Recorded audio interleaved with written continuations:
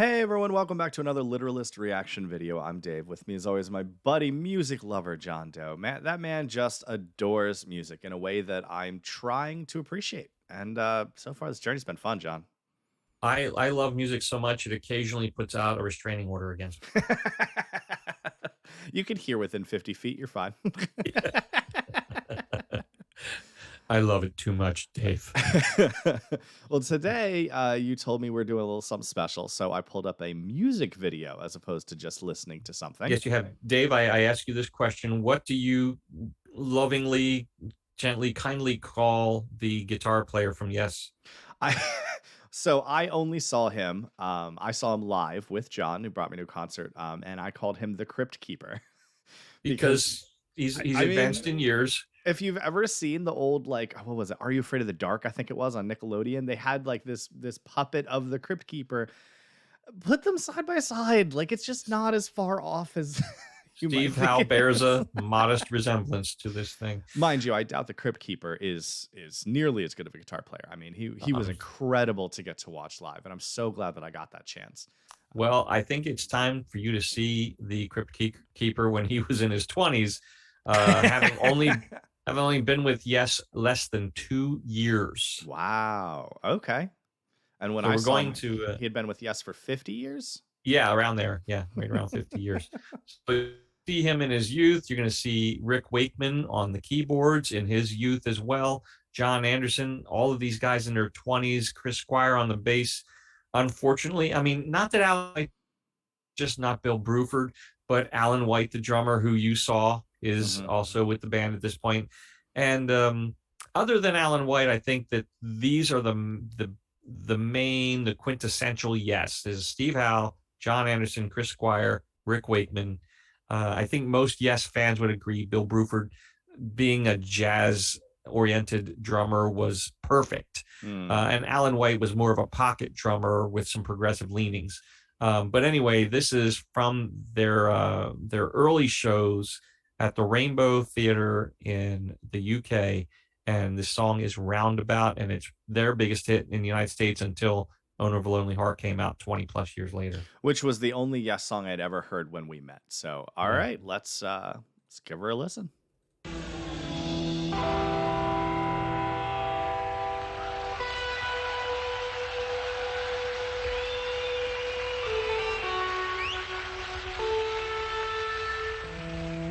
There he is, Dave.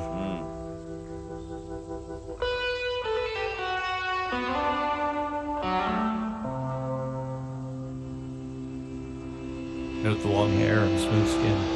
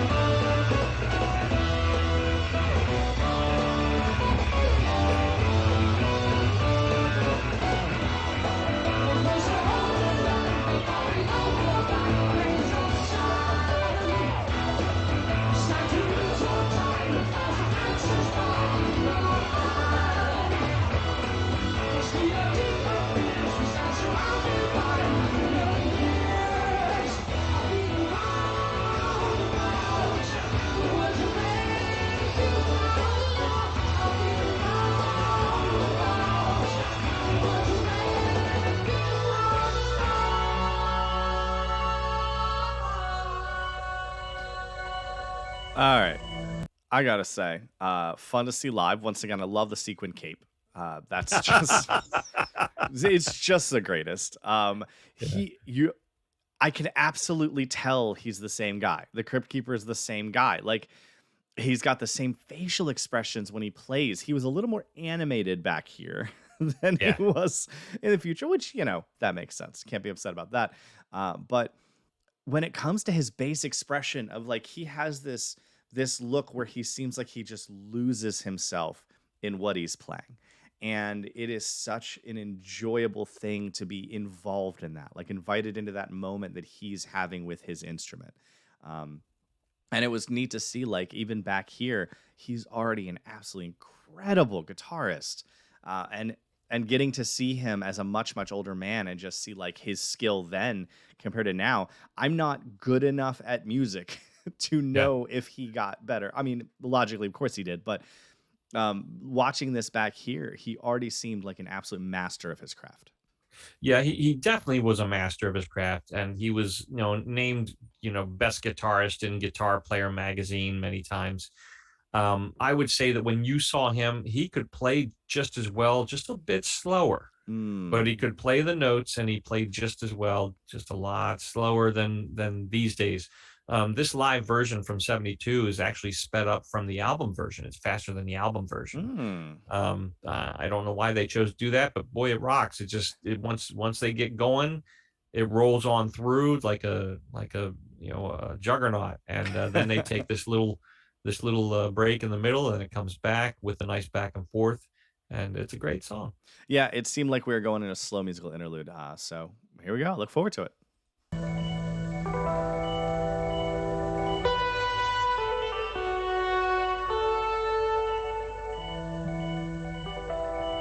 Those are harmonics. They call that style he's playing right there.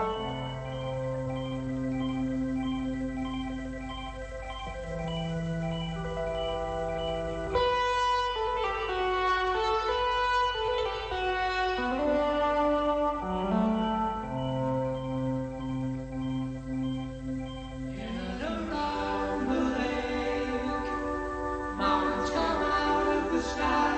They stand there, 24 feet over the floating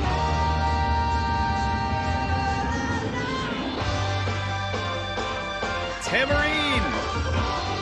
That's for sure.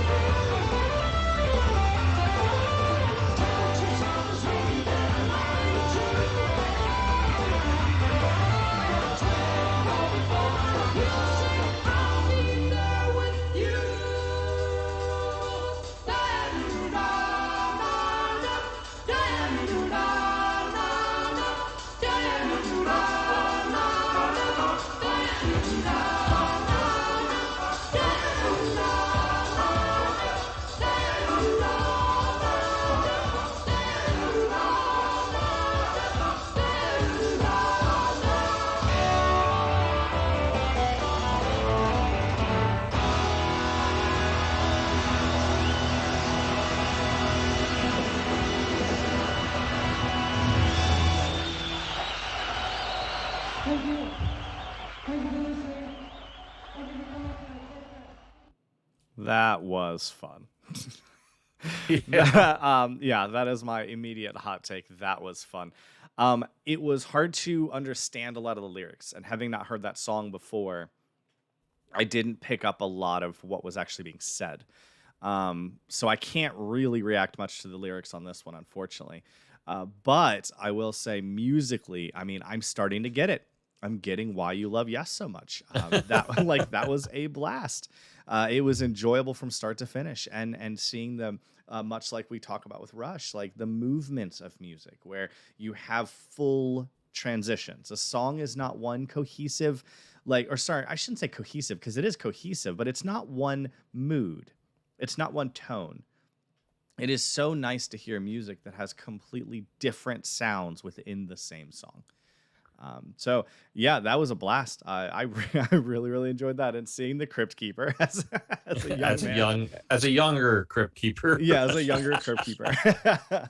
That was so cool, for sure. I love a tambourine. I think I'm on record as Yeah. saying I think music needs more tambourines, and I stand by that take.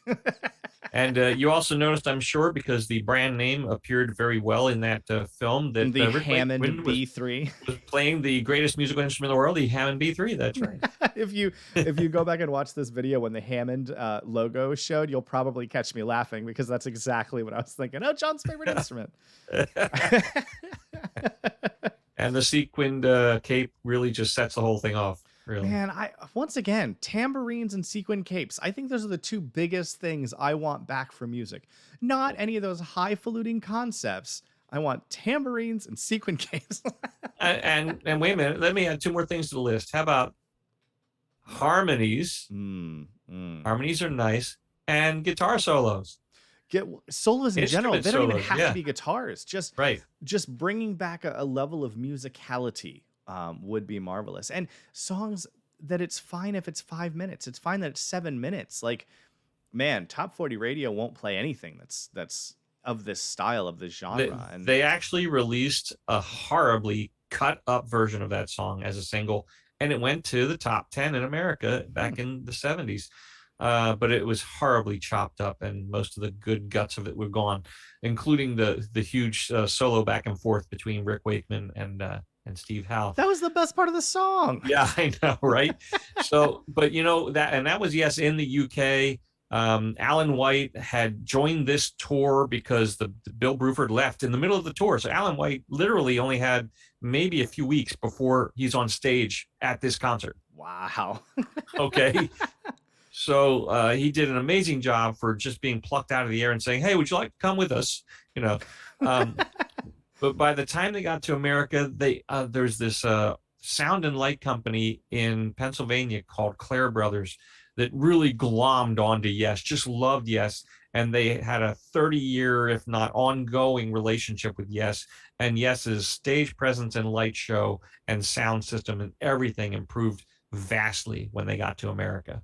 Well, I get it. Like that, I wish so badly I could go back in time and enjoy that light show because, I mean, watching it on video is very cool, but I know that it's nowhere close to seeing things in person. That's become stark clear with how much traveling my wife and I do because we make it a point to go out and see local things, and so we go see the biggest rocking chair in America, and you take a picture of it, and it's just disappointing.